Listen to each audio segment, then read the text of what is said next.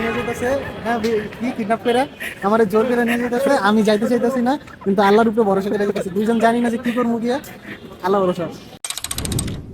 Video করতেছিস? Yes. তিন বন্ধু মিলে সাডেনলি প্ল্যান করে ফেললাম সিলেট হাইকিংয়ের।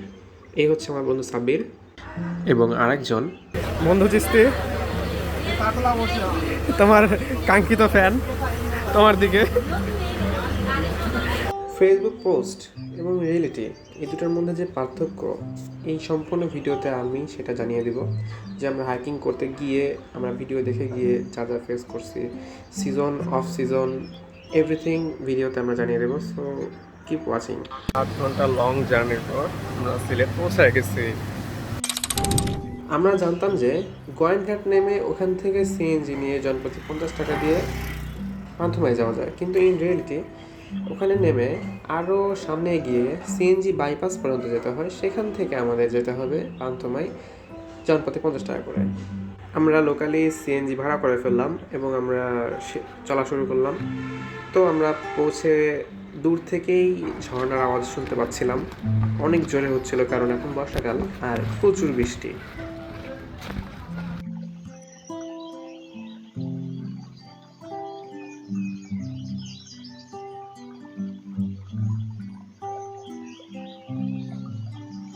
এই হচ্ছে আমাদের কাঙ্ক্ষিত পান্থময় ঝর্ণা। প্রাকৃতিক সৌন্দর্য যে এত অপরূপ, এখানে না আসলে বোঝাই যেত না। এখানে আসলে আপনারা আর বাড়ি যেতে ইচ্ছে করবে না।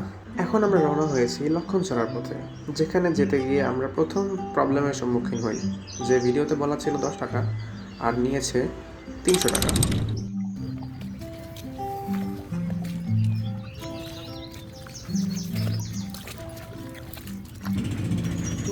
জীবনে ট্যুর আইছি, আমার নাম সাব্বির না ভাই। তাহলে তুই হাইডে পার হয়ে যা, হাইডে পার হয়ে যা।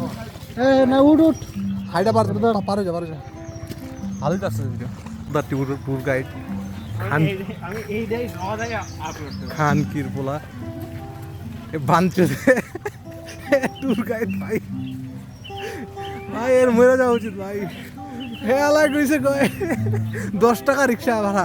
তো আপনি কি জানি পান্থুমাই থেকে লক্ষণ ছাড়া 10 টাকা রিক্সা ভাড়া দিয়ে যাবেন। হালাই কয় 300 টাকা ভাই।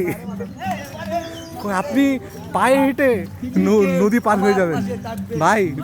আলটিমেটলি কি হলো, নৌকায় লাগলো বাঞ্চত লোকাল কথা আলাদা ভাই।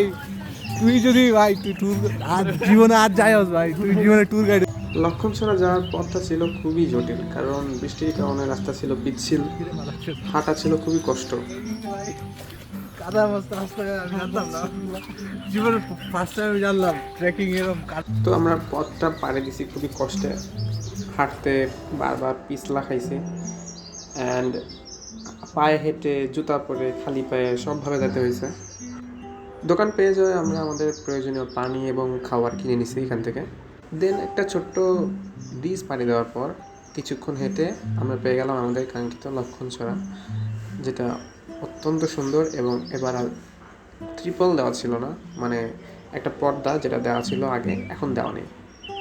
এটা মূলত ভারতের ঝর্ণার ঝিরিপথ। তো আমার আর সহ্য হলো না, দৌড়ায় পানিতে নেমে পড়লাম। আর পানি যা অসম্ভব ঠান্ডা, একটু পানি বিলাস করে ফেললাম বাচ্চাদের মতো 3 বন্ধু মিলেই। লক্ষণছড়া থেকে আমরা টানা 2 ঘন্টা হাইকিংয়ের পর আমরা পৌঁছাই আমাদের কাঙ্ক্ষিত বিছানাকান্দিতে। আর এখন যেহেতু বর্ষাকাল, তাই অলমোস্ট সব পাথর পানির নিচে, কিছু বড় পাথরগুলো শুধু উপরে।